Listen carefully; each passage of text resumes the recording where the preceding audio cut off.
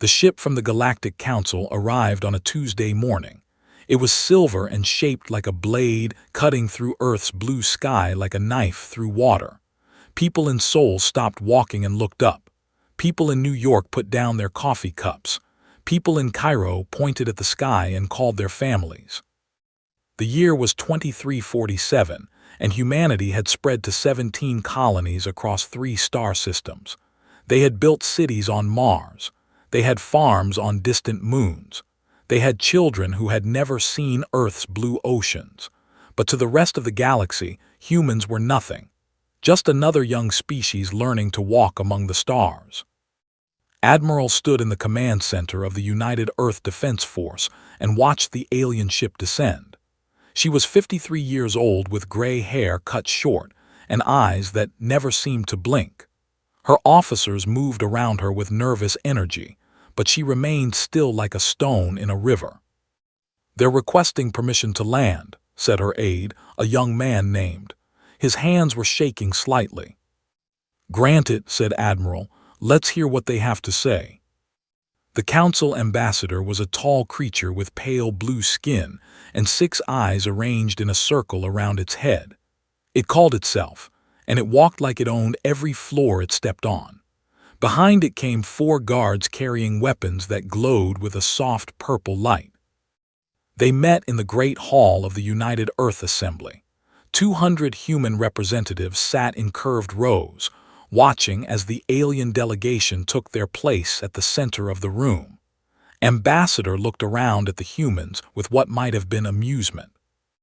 "We bring greetings from the Galactic Council," said. Its voice was smooth like oil. "The Council has watched your species with interest. You have grown quickly. You have built adequately." Admiral sat in the front row. She noticed the pause before adequately. She noticed the slight curl of thin lips. "We thank the Council for their attention," said President Moon, an elderly woman with kind eyes and steel in her spine. "How may we help our galactic neighbors?" Made a sound that might have been laughter. "Help us? No, we are here to help you. You see, there is a problem. One of the Council's most valued members, there is dying. They need new planets. Your colonies on 442b7 and new have been selected for their resettlement." The room went silent. 200 humans stopped breathing at the same moment. President Moon spoke carefully. "Those colonies have over 8 million people living on them, families, children. They have built homes and schools and—" "They will be relocated," interrupted. "The Council has prepared transport ships. Your people will be moved to a reservation world where they can continue their simple lives. This is not a negotiation. This is a notification." Admiral stood up slowly. Every eye in the room turned to her. "And if we refuse?" she asked. 6 eyes all focused on her at once. For a moment, the alien seemed confused, as if a pet had suddenly started speaking. "Refuse," repeated the word like it tasted strange. "Young species do not refuse the Council. The Council has ruled this galaxy for 200,000 years. We have seen 10,000 species rise and fall.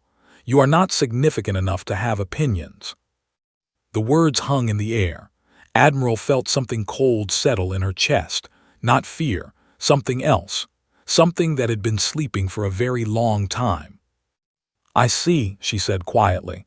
"Thank you for making your position clear." Smiled. "You have 30 days to begin evacuation. They will arrive in 60 days. I suggest you use the time wisely."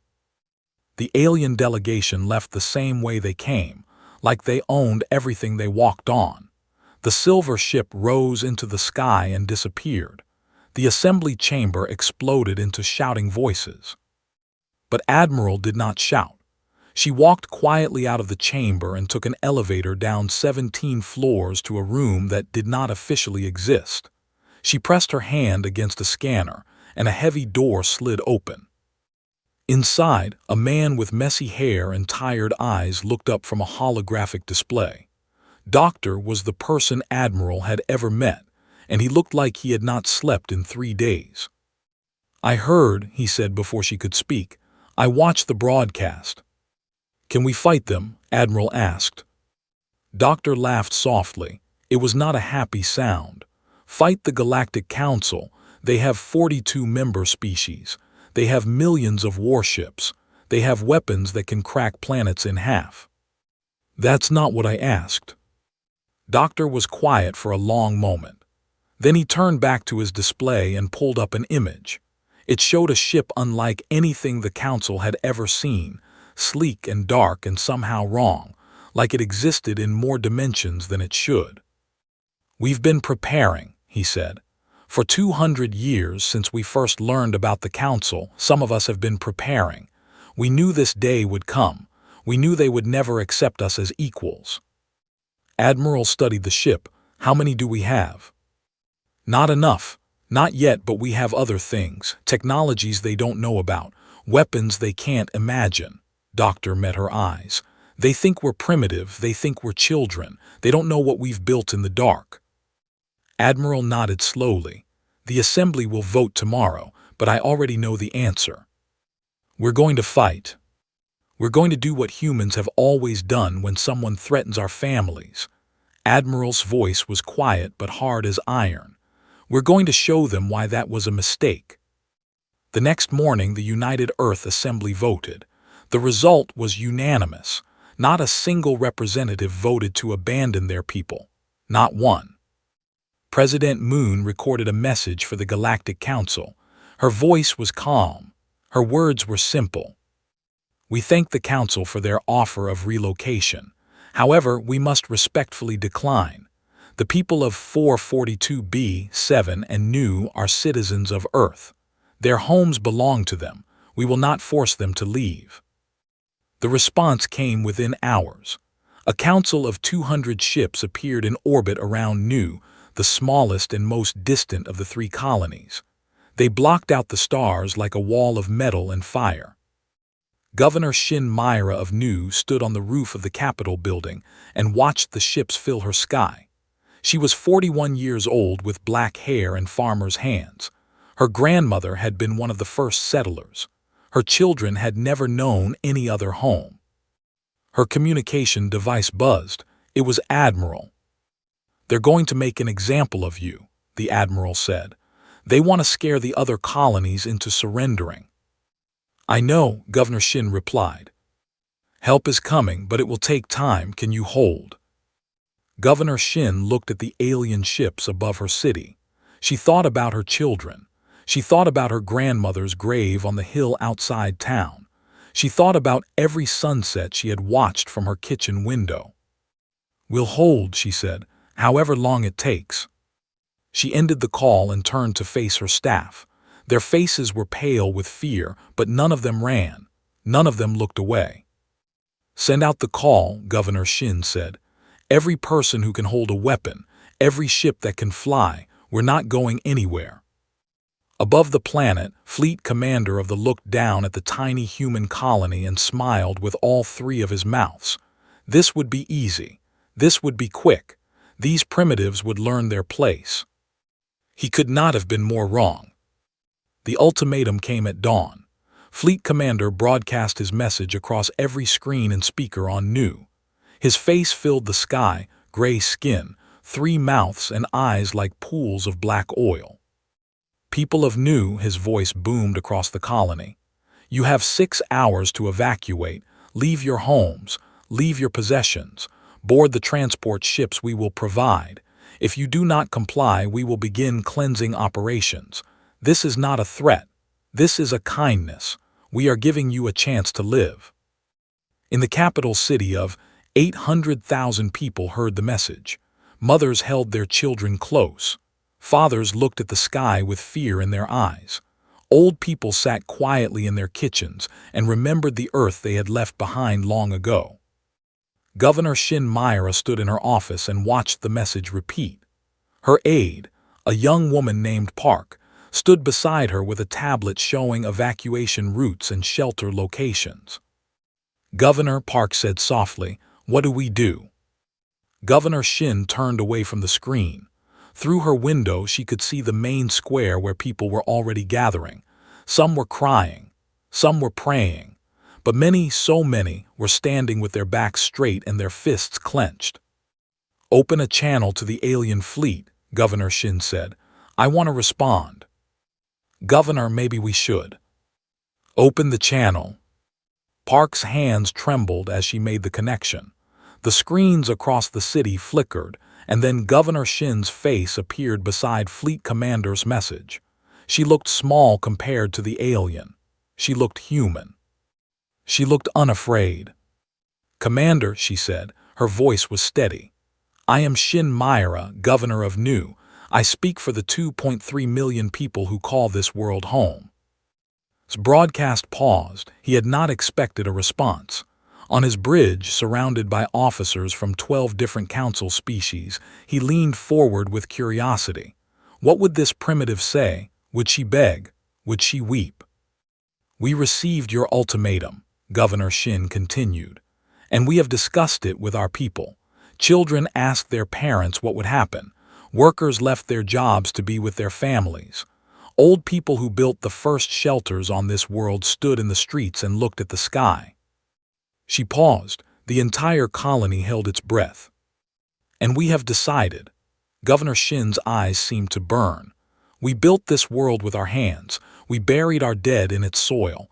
Every road, every building, every field of wheat and rice, we made them. Our sweat is in this ground. Our blood is in these mountains. You want new." Her voice dropped to something cold and quiet.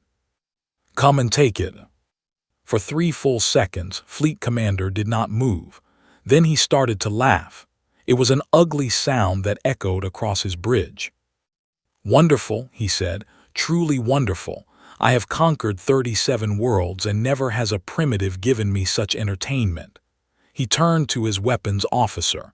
"Begin bombardment of the capital city. Let them see what their pride costs them." Lieutenant sat in the cockpit of his fighter and listened to the governor's speech through his helmet radio. He was 26 years old. He had joined the Colonial Defense Force because his father had been a pilot, and his grandfather before that. He had never expected to actually fight. His squadron had 12 ships, 12 against 200. "All pilots," said squadron leader through the radio. "We have one job: buy time, slow them down. Give the civilians a chance to reach the shelters." "Sir," spoke up, "what about the asteroid field near the 4th moon? If we could lead some of their fighters there." "Explain." His mind raced. He had flown through that asteroid field dozens of times, practicing maneuvers, learning every rock and shadow. The council ships were bigger, slower. They wouldn't know the terrain. "We can't beat them in open space," he said. "But in the asteroids, size becomes a weakness. We know those rocks, they don't." Squadron leader was quiet for a moment. Then he laughed, a short, sharp sound. "I always said you were too clever for your own good. All right, new plan. We lead them into the rocks and make them bleed for every inch." The 12 human fighters launched from the colony's small defense station. They looked like insects compared to the massive council warships. On the bridge of the flagship, barely glanced at them. "Destroy those gnats," he ordered casually, "then proceed with the bombardment." But the gnats did not die easily. Flew like his ship was part of his body. He dove between asteroids, using their mass to block enemy fire. He fired missiles into rocks, sending debris spinning into pursuing fighters. When a council ship got too close, he cut his engines and dropped, letting the enemy overshoot before destroying it from behind. 3 hours, 3 impossible hours. The 12 human pilots destroyed 23 council warships before they were forced to retreat. 8 human pilots died. Was not one of them, though his ship was held together by nothing but luck and prayer. But they had bought time, not enough time. Fleet Commander had stopped laughing. His face was tight with rage as he stared at the tactical display. 23 ships, 23 of his ships destroyed by 12 primitives and outdated fighters. "Enough games," he snarled. "Full bombardment, destroy everything." The sky above turned to fire. The first blast hit the government district. The building where Governor Shin had stood vaporized in an instant. The second blast hit the residential towers near the river. Thousands died before they could scream. The third, fourth, fifth blasts came like rain made of death. Park, who had stood beside the governor just hours before, died trying to carry a child to the shelters. The squadron leader who had believed in his crazy plan died when his damaged ship's engines finally failed. Old Grandmother Lee, who had planted the first apple tree on New 60 years ago, died holding a photograph of her. In 1 hour, 400,000 human beings were killed. The survivors huddled in underground shelters and listened to their world burn above them. They held each other in the darkness. They wept. They prayed. Some of them screamed until their voices broke. But some of them, many of them, stopped crying. Their tears dried. Their jaws tightened. Something changed in their eyes, something hard and cold and patient. On Earth, Admiral received the casualty reports in her command center. Her officers stood around her in shocked silence. Some wept openly. Some stared at nothing, unable to process what they were seeing. 400,000 dead. Civilians, children, families. Admiral's expression did not change. She had cried her tears long ago in private where no one could see. Now there was only the cold thing in her chest, the thing that had been sleeping for so long. She picked up her communicator and entered a code that only 7 people in all of human space knew. "This is Admiral," she said. Her voice was flat, empty, terrifying. "Authorization code, Sleeping Giant. Send the signal to all hidden installations. Wake up Project Prometheus. Wake up Project Thor. Wake up everything." She paused. "They wanted to teach us our place. They wanted to show us we are nothing. They killed our children to make a point." Her voice dropped to a whisper that somehow carried more weight than a shout. "Show them what humanity is when we stop being patient. Show them why the old Earth warriors said, 'Beware the fury of a patient man.'" She ended the call. Across human space, in hidden bunkers and secret shipyards, lights began to turn on. Machines that had been silent for decades hummed to life. Doors that had been sealed for a generation slowly opened. Fleet Commander looked down at the burning colony and smiled his victory smile. He had taught these primitives their place. He had shown them the power of the Council. He sent a message to the Council. "New has been. The humans have learned. They will not resist again." He was wrong. They were also very wrong. Deep beneath the surface of Mars, in a cavern that no official map showed, General O walked through rows of sleeping warships. The vessels were dark and silent, covered in 2 centuries of carefully maintained dust, but their engines were warm. Their weapons were ready. They had been waiting. General O was 73 years old.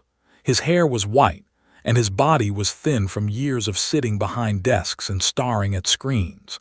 But his mind was sharp as a blade, and his heart burned with a fire that age could not touch. He had been 25 when the first Council scouts visited Earth. He had watched them look at humans the way humans might look at insects. He had heard them laugh at human art, human music, human dreams. He had sworn on that day that humanity would never be helpless. Now, 48 years later, the message had finally come. The signal he had waited his whole life to receive. "Wake them up," he said to the officers who followed him. "Wake them all up." One by one, the ships began to glow.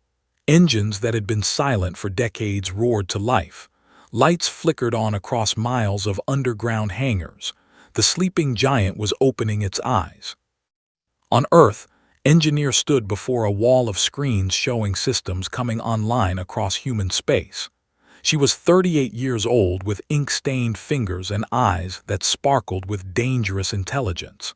She had designed most of the weapons that were now activating. "Gravity manipulation cannons online," reported one technician. "Drone swarm networks connected," said another. "Phase shift engines calibrated and ready." Smiled, it was not a kind smile. "Show me the ghost ships," she said. The main screen flickered and displayed ships that seemed to blur at the edges, as if they existed in more than 3 dimensions. These were her masterpiece, vessels that could fold through space itself, appearing anywhere without warning. "The Council thinks they know physics," she said softly. "They have no idea what we've discovered." Admiral arrived at the Mars Command Center 6 hours after giving the order. She walked through halls filled with rushing officers and humming machines. Everyone she passed stopped to salute. Everyone looked at her with something in their eyes, fear and hope and rage all mixed together. General O met her in the main war room. The 2 old soldiers looked at each other for a long moment. "How many ships?" Admiral asked. 4,000 warships in the main fleet," General O replied. "Another 6,000 support vessels, drone carriers with 10 million combat drones, and," he paused, "the special projects. Doctor's work. Among others, we have weapons they cannot imagine, technologies that break the rules they think are absolute." General O's voice grew hard. "They killed 400,000 of our people. They bombed a city full of children to teach us a lesson. Now we teach them one." Admiral nodded slowly. "What's our first target?" "The fleet at Nu. They're still in orbit celebrating their victory. They have no idea we're coming. Make sure they never forget." Across the galaxy, the Galactic Council continued its business as if nothing important had happened. The news of Nu's pacification was received with mild approval. Another primitive species had learned its place. The natural order was maintained. Council Arbiter, the same ambassador who had delivered the ultimatum to Earth, sat in his private chambers and reviewed reports. Everything was proceeding as expected. The humans would surrender their other colonies within weeks. They would have their new homes. Balance would be restored. His communication device chimed with an urgent message from the fleet at Nu, frowned and activated the connection. Fleet Commander's face appeared on screen, but something was wrong. The expression was not the confident smile of a victor. It was something had never seen on the commander's face before. "Fear," Arbiter said. His voice was shaking. "Ships, human ships, they came from nowhere, they just appeared." "How many ships?" asked. The answer came not from but from the chaos behind him. Alarms, screaming, explosions. "All of them," whispered. "They brought all of them." The connection died. Above Nu, the survivors in their underground shelters felt the ground shake. But this time, the shaking was different. This time, when they looked at their sensors, they saw something that made them weep with joy. 4,000 human warships filled the sky. They had appeared from nowhere, folding through space as if distance meant nothing. They surrounded the Council fleet like wolves around a wounded animal. Captain Park stood on the bridge of the flagship Horizon and looked at the enemy formation. These were the ships that had killed 400,000 of his people. These were the commanders who had laughed as children burned. "Open a channel," he ordered, "all frequencies." His face appeared on every screen in the Council fleet. He was young for a captain, only 34, with a calm face and eyes that held no mercy. "This is Captain Park of the Earth Defense Force," he said. "You are surrounded. Your weapons cannot hurt us. Your shields cannot stop us. You have one chance to surrender. Take it." Fleet Commander stared at the human's face. Surrender? To primitives? It was unthinkable. It was impossible. It went against everything he knew about the universe. "You're bluffing," he growled. "Attack, destroy them." The Council fleet opened fire with everything they had. Plasma beams, nuclear missiles, gravity bombs, the most advanced weapons in the known galaxy streaked toward the human ships. And nothing happened. The human ships shimmered slightly, and the weapons passed through them like light through water. The phase shift technology was working perfectly. The Council weapons could not touch them. "What?" could not finish the sentence. "You had your chance," Captain Park said quietly. "You chose wrong." The human fleet opened fire. Gravity cannons crushed Council ships from the inside out. The crews died in an instant as their vessels compressed into balls of twisted metal. The drone swarms moved like clouds of angry insects, targeting engines and weapons with perfect precision. The ghost ships appeared inside enemy formations, firing from point-blank range before vanishing again. In 47 minutes, 200 Council warships became debris. Captain Park watched the last enemy ship explode. His face showed no joy, no satisfaction, only a cold, empty resolve. "Send teams to the surface," he ordered. "Find the survivors, give them food, water, medical care, and tell them," his voice caught slightly, "tell them we came as fast as we could." On the Council received the reports with trembling hands. The entire new fleet destroyed. 200 ships gone in less than an hour. Human technology that the Council had never seen, never predicted, never imagined. But the worst news was still coming. "Arbiter," said his aide, a small creature with 4 arms and terrified eyes, "we're receiving reports from across Council space.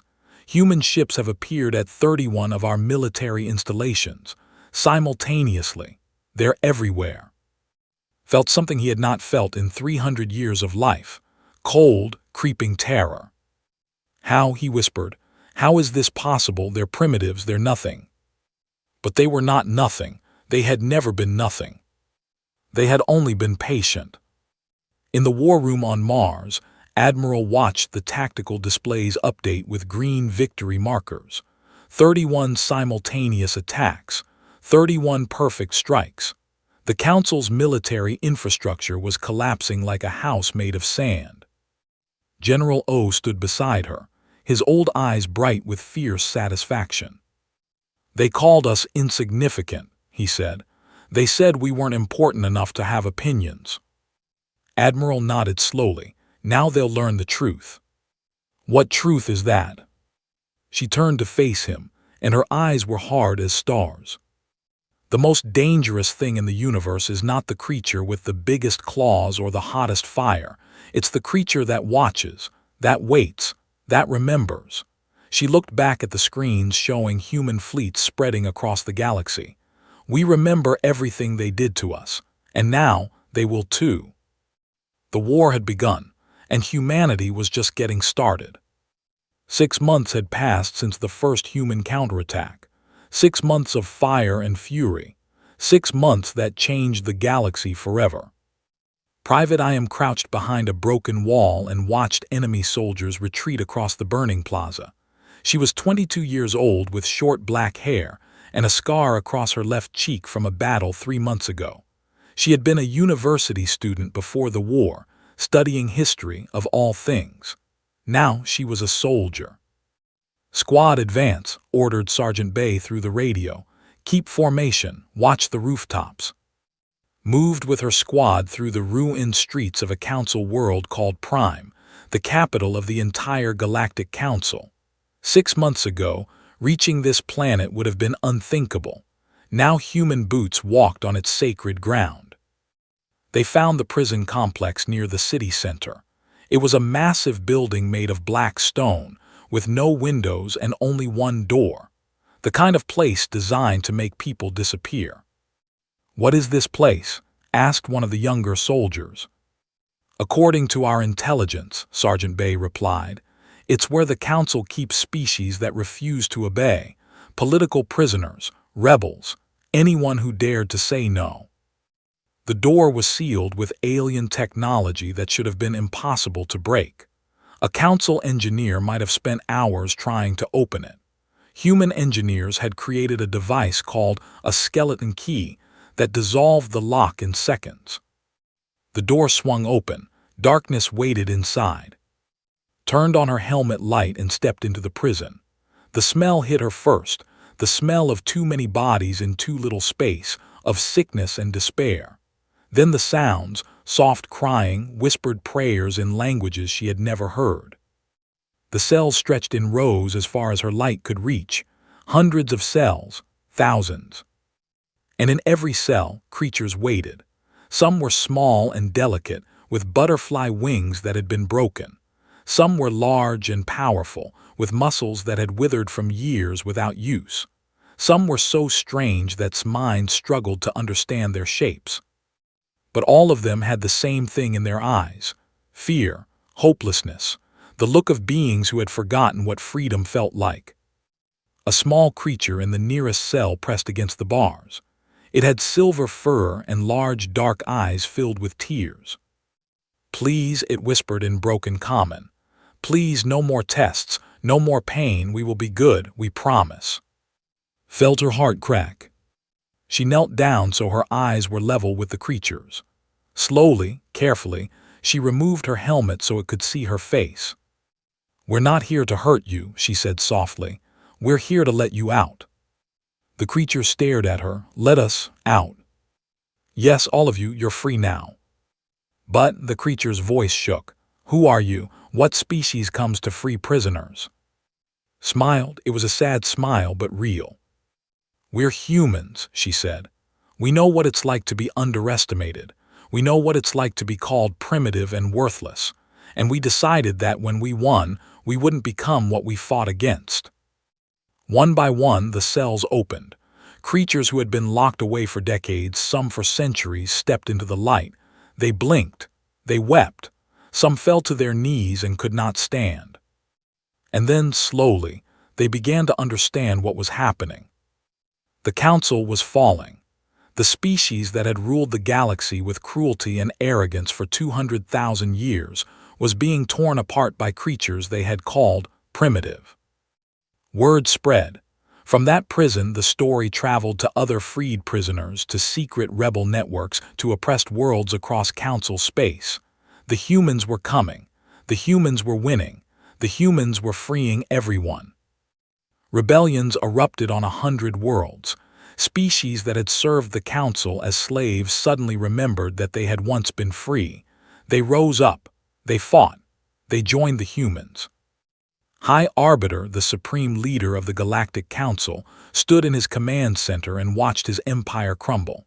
He was ancient, over 2,000 years old, with scales that had faded from bright gold to dull bronze. He had seen many threats to the Council's power over the centuries. He had crushed them all. But he had never seen anything like this. "How?" he asked for the 100th time. "How are they doing this?" His advisors had no answers. The humans fought like no species the Council had ever encountered. They adapted faster. They learned quicker. They turned every defeat into a lesson and every lesson into a victory. And worse, they were not fighting for conquest. They were fighting for freedom. Not just their own freedom, but everyone's freedom. They freed prisoners. They helped rebels. They offered peace to any Council species that surrendered. "They're not trying to replace us," realized one advisor, an old creature with 4 eyes and a brilliant mind. "They're trying to destroy the very idea of what we are. They want a galaxy with no masters." "Impossible," hissed. "Every galaxy needs masters. Every galaxy needs order." "Perhaps," the advisor said quietly, "but they don't seem to agree." Above Prime, Captain Park stood on the bridge of the horizon and looked down at the Council. His fleet had grown over the past 6 months. Ships from freed species had joined the humans. What had started as 4,000 human warships was now a combined fleet of over 15,000 vessels from dozens of species. "Captain," said his communications officer, "High Arbiter is requesting to speak with you." "Put him through." The face that appeared on screen was not what Park had expected. He had imagined anger, defiance. Instead, he saw something broken, something desperate. "Human Commander," said, his voice was thin and tired. "You have proven your point. You are not primitives. You are not insignificant. Please, let us negotiate." Park was quiet for a long moment. He thought about Nu. He thought about the 400,000 dead. He thought about reports from the prison, the creatures who had been tortured for centuries, the species that had been erased from history. "6 months ago," he said slowly, "we asked for peace. We asked to be treated as equals. We asked to keep our homes. Do you remember what your ambassador said? Did not answer. He said we were not significant enough to have opinions. Park's voice hardened. He said young species do not refuse the council. He laughed at us, Arbiter. And then your fleet murdered 400,000 of our people to teach us our place. I know, but now you want to talk. Now that you're losing, you remember that words exist. Park leaned forward. Here is what happens next. You will surrender completely. The Galactic Council will be dissolved. Every species you enslaved will be freed. Every prison will be opened. And you, all of you who ordered the attack on Nu, will face justice. You cannot dictate terms too. I am not dictating. I am informing. Park's voice dropped to a whisper that carried more threat than any shout. You had 200,000 years to build your empire on the backs of those you considered beneath you. We've had 200 years. Imagine what we'll do with 200,000. The transmission ended. Stared at the blank screen. Around him, his advisors waited in terrified silence. Prepare our defenses, the High Arbiter finally said. We will not surrender. We cannot surrender. If we fall fighting.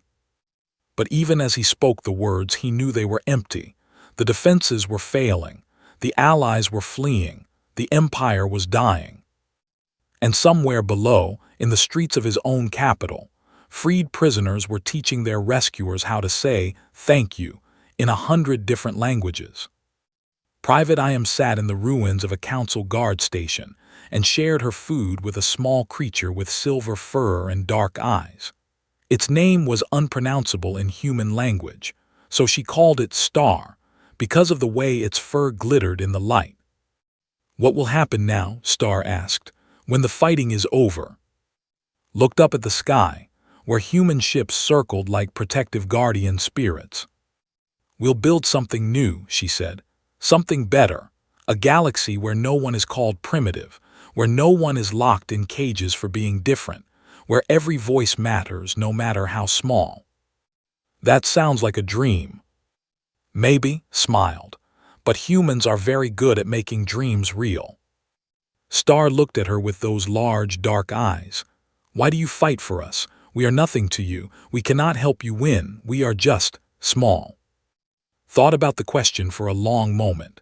She thought about Earth, about Nu, about the 400,000 dead and the millions who refused to surrender. Because, she said finally, we remember being small too, and someone has to prove that power doesn't have to mean cruelty. Someone has to show that strength can come with kindness. She put her arm around Star's trembling shoulders. Besides, you're not nothing, you're someone, and that's enough. In the distance, the sounds of battle continued. But somewhere in a freed prison on a conquered world, hope was being born. The war ended not with a great battle, but with a door opening.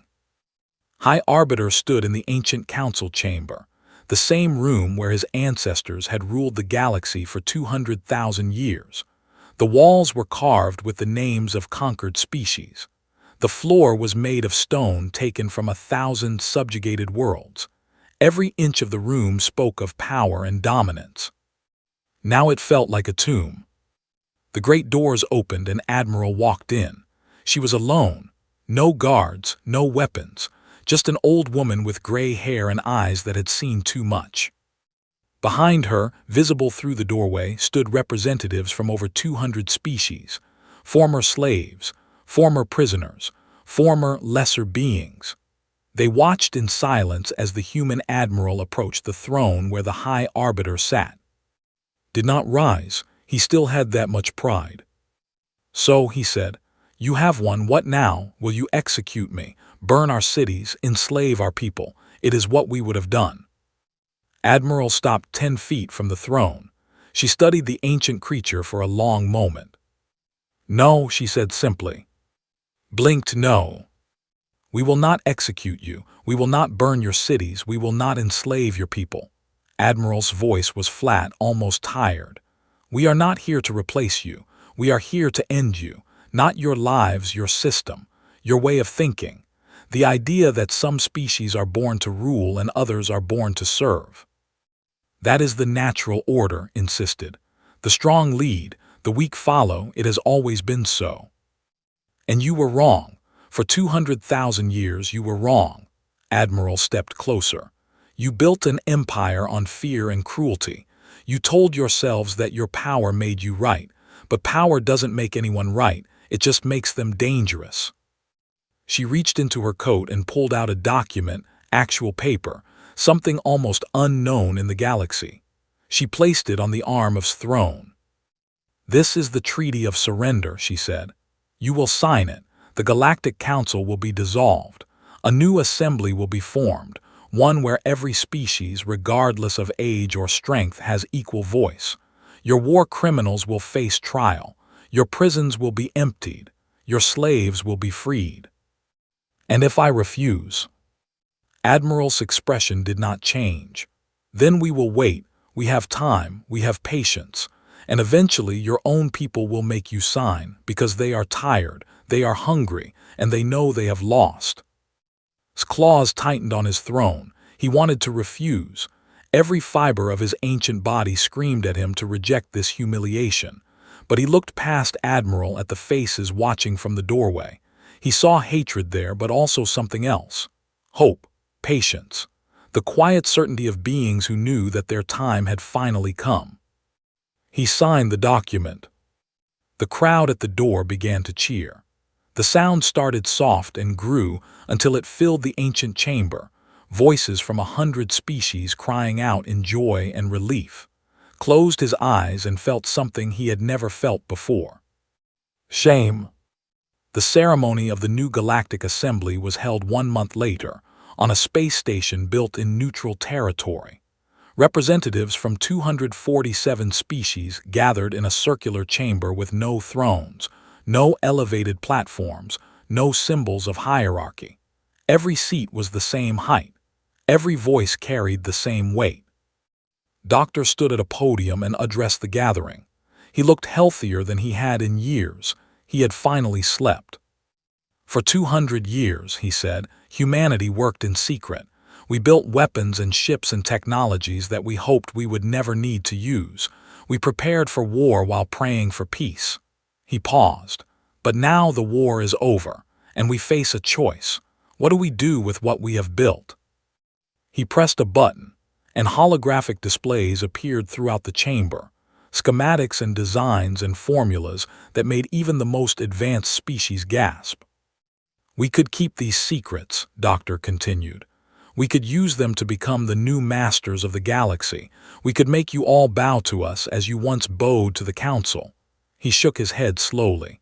But that is not who we are. That is not what we fought for. He pressed another button, and the displays changed to show the word open in every language of the galaxy.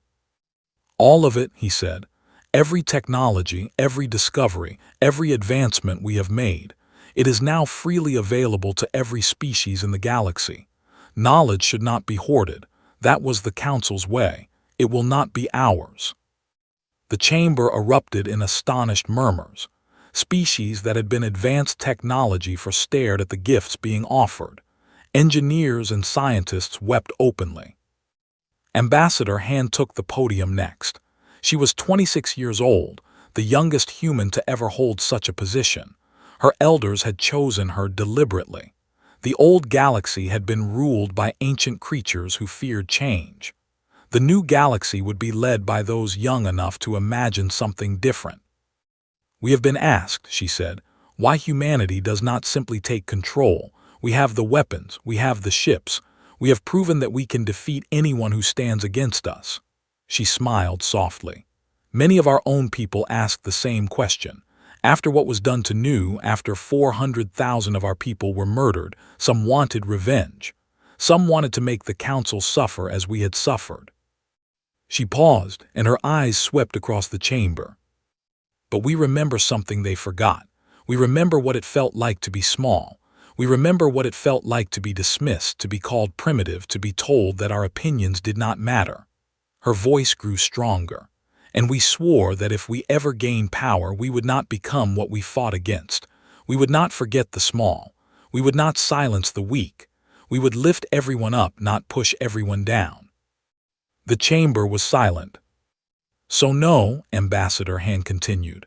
"We will not rule you. We will walk beside you. We will work with you. We will build a galaxy where every child of every species can dream of a future without fear. That is our promise. That is our purpose. That is why we fought." She stepped back from the podium. For a long moment, no one moved. Then a small creature with silver fur and dark eyes, a creature called Star by a human soldier who had freed it from a prison cell, rose from its seat. Its voice was thin and soft, but in the silence, everyone heard it. "We believe you," Star said. "We believe you because you came for us. You opened our cages. You shared your food. You treated us like we mattered even though we could not help you win." Tears ran down Star's face. "For 1,000 years, my people had no voice. Now, because of you, we have one. And I want to use it to say, thank you. Thank you for showing us what strength can be when it is joined with kindness." One by one, representatives from across the galaxy rose to their feet. They did not cheer. They did not shout. They simply stood in silence, in honor, in respect. The new galaxy had begun. 1 year later, a historian came to visit former High Arbiter. The old creature lived now in a simple house on a quiet world, stripped of his titles and power. He spent his days staring at the sky and thinking about the past. "I am writing a record of the war," the historian said. "I want to include your perspective. What happened? How did the Council, with all its power, fall to such a young species?" Was quiet for a long time. When he spoke, his voice was heavy with age and regret. "We made a mistake," he said. "A simple mistake that cost us everything. We looked at the humans and saw what we expected to see: primitives, children, creatures beneath our notice. We did not bother to truly understand them." "What did you miss?" "Their emotions." Eyes grew distant. "We thought their feelings made them weak. We thought their love for family, their loyalty to friends, their fury when the innocent were harmed, we thought these were flaws, weaknesses to be exploited." He shook his head slowly. "We were fools. Those emotions were their greatest strength. They fought not for territory or power, but for each other. They refused to surrender because surrender meant abandoning the people they loved. They showed mercy because their compassion was stronger than their rage." The historian leaned forward. "If you could say one thing to future generations, to young species who might one day face a similar choice, what would it be?" Looked out his window at the stars. Somewhere out there, a new galaxy was being born, a galaxy where his name would be remembered only as a warning. "I would tell them what I tell myself every night," he said. "The words that haunt my dreams and poison my memories, the truth that came too late to save us." "What words?" Closed his eyes. "You should never have provoked them. That is the Council's final regret." 500 years passed. The galaxy thrived as it never had before. Diseases were cured. Wars became rare. Species that had been enemies learned to live as neighbors. In a classroom on a beautiful world covered with flowers, a young alien child raised its hand. "Teacher," the child asked, "what were the human wars? Why do we celebrate this day every year?" The teacher, a descendant of a species that had once been enslaved by the Council, smiled warmly. "Long ago," the teacher said, "the galaxy was ruled by those who believed that power gave them the right to be cruel. They looked at smaller species and saw only weakness to be exploited. They thought the universe belonged to them alone. What happened? A young species proved them wrong, a species that had been dismissed as primitive and insignificant. They taught the galaxy that the smallest voice can shake the stars if it refuses to be silent." The child's eyes widened. "Are they still here, the humans?"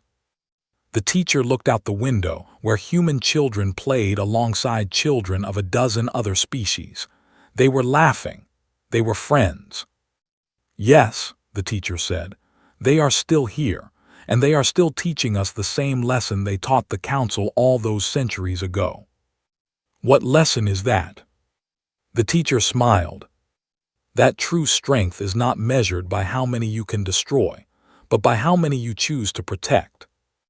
The children nodded, not fully understanding but sensing the truth in the words. Outside, the sun shone on a galaxy at peace, and somewhere on a memorial wall that stretched for miles, the names of 400,000 humans were carved in stone, each one a reminder of the price that had been paid and the promise that had been kept. The galaxy remembered, and it was grateful.